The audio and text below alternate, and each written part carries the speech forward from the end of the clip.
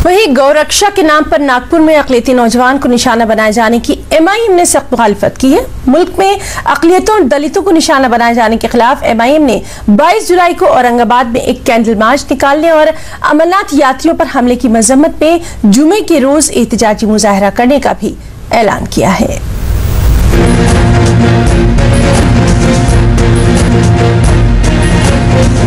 MIM ने नागपुर में गौरक्षा के नाम पर एक मुस्लिम नौजवान पर हुए हमले की मजम्मत की। MIM रुकन असेंबली इम्तियाज जलील ने इस मामले को असेंबली में उठाने और वजीर आला देवेंद्र फडणवीस से जवाब तलब करने की यकीन दहानी कराई। वाज़ेह रहे 24 जुलाई से महाराष्ट्र असेंबली का मानसून इजलास शुरू होने वाला है।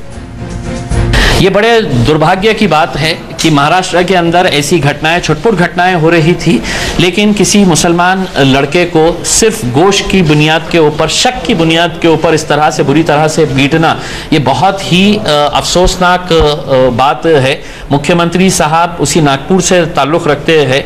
हम चाहेंगे कि अगर इस राज्य के अंदर अमन और शांति बनाए रखना है तो जो भी लोग इसके पीछे जिम्मेदार थे उनके खिलाफ सख्त से सख्त कार्रवाई करने की जरूरत है। गौरक्षा के नाम पर मुल्क की मुख्तलिफ रियासतों में दलितों और मुसलमानों को निशाना बनाए जाने के खिलाफ MIM ने 22 जुलाई को खामोश कैंडल मार्च निकालने का भी ऐलान किया। इस मार्च की क़यादत पार्टी के कौमी सरबराह असदुद्दीन अवैसी करेंगे। ये रैली आजाद चौक से निकाली जाएगी। इसके अलावा MIM जुमे को अमरनाथ यात्रियों पर हमले की मजम्मत में एहतजाजी मुजाहरा भी करेगी।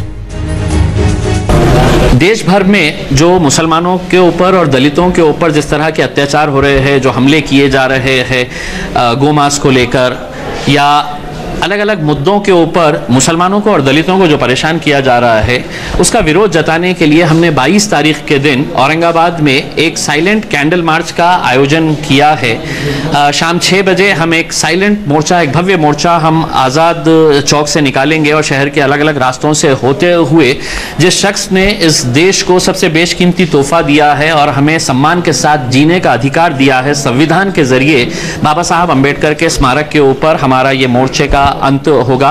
और इस मोर्चे में पार्टी के ऑल इंडिया इत्तेहादुल मुस्लिमीन के हमारे national president MP barrister Asaduddin Owaisi साहब आएंगे और इस मोर्चे का नेतृत्व करेंगे। इस मौके पर MIM ने किसानों के साथ ही माशी तौर पर कमजोर दलितों और मुसलमानों के कर्जाजात भी माफ किए जाने का हुकूमत से मुतालबा किया। ETV न्यूज के लिए औरंगाबाद से अजहरुद्दीन की रिपोर्ट।